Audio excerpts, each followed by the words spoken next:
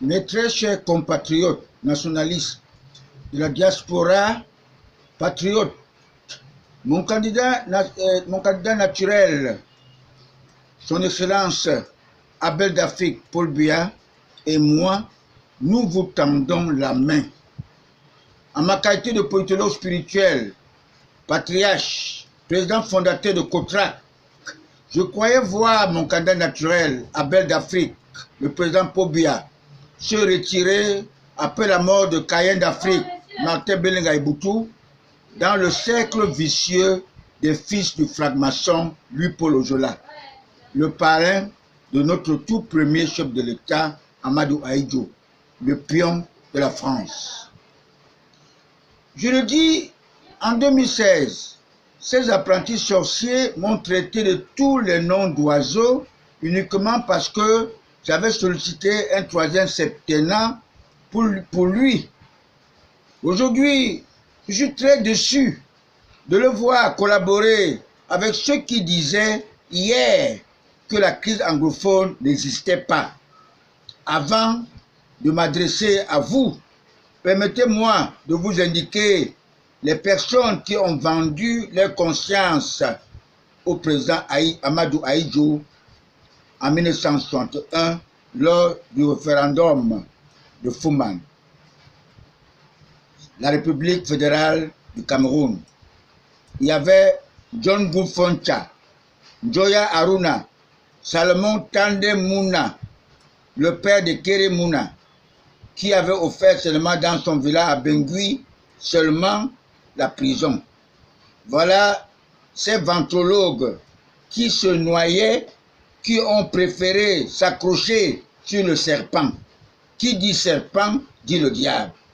Et que beaucoup des éclairés patriarches ont laissé de leur vie, en l'occurrence le docteur Bernard Follon, originaire de Kumbo, qui se trouve en ce moment au paradis par son œuvre indélébile, n'est-ce pas, à son peuple.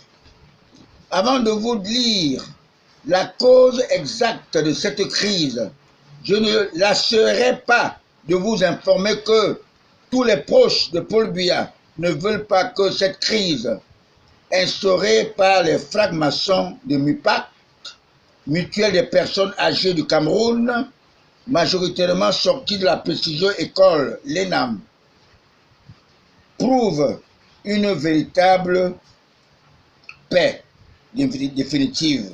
Plus que le pays se dégrade, ils en profitent pour s'enrichir dans leur sale besogne de leur déstabilisation. Sans oublier les membres très influents de notre tout premier parti démocratique, le RDPC, qui risquerait de devenir âme immortelle en remplacement de l'UPC après son congrès extraordinaire qui devient très éminent. Car quand la volonté de Dieu veut s'accomplir, même les obstacles deviennent des avantages. Le premier restera toujours premier, même dans le ténèbre de son comité central. Mon très cher compatriote, cette guerre n'avait pas de raison d'être. Elle est l'œuvre de tous les fragmaçons de la politique de la droite française. Parce que mon candidat naturel, Paul Biya, est un handicap pour eux. Il retarde notre évolution.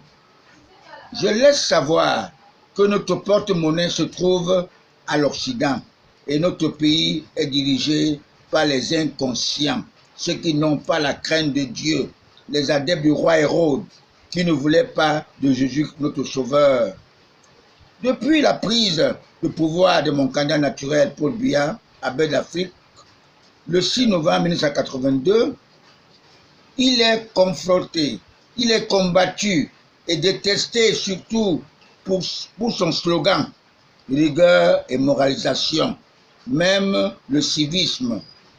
Les tenants du pouvoir ont préféré le slogan du charlatan, sauf Adam Finish, de John Frundi, qui avait pour maître le traître franc-maçon Sengako François, le père spirituel du franc-maçon conseil technique Christian Pendaikoka, qui avait rejoint le fils de prêtre, le franc-maçon Kanto Maurice.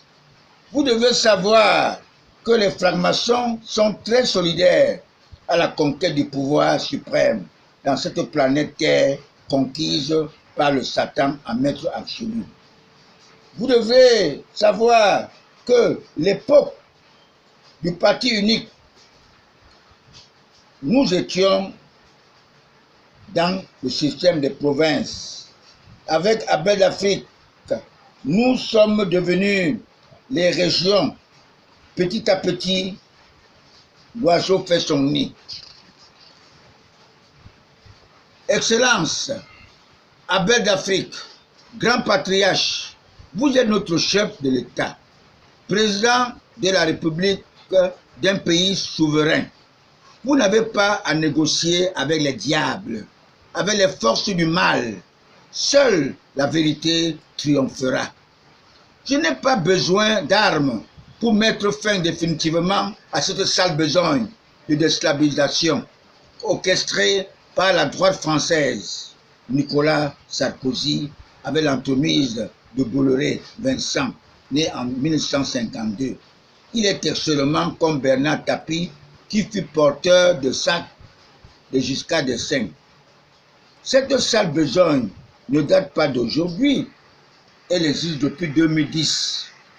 J'ai vu spirituellement lorsque Nicolas Sarkozy se trouvait avec son homologue Aline Bongo à Libreville. Il croyait qu'avec l'assistance de Bolloré, la carotte sera cuite au Cameroun pour que Marafa Yaya soit chef de l'État au Cameroun pour remplacer notre libérateur Paul Biya. Conclusion à ma qualité de politologue spirituel, plus tard que jamais, nous les patriarches, les matriarches, nous vous disons que toutes nos 10 régions ont toutes leurs problèmes spécifiques. La malgouvernance de nos ressources, l'égoïsme de certains compatriotes qui n'ont pas le sang patriote, qui ne sont pas des nationalistes. Voici plus d'1 an de perdu, de terreur entre nous dans le bateau des Antilles.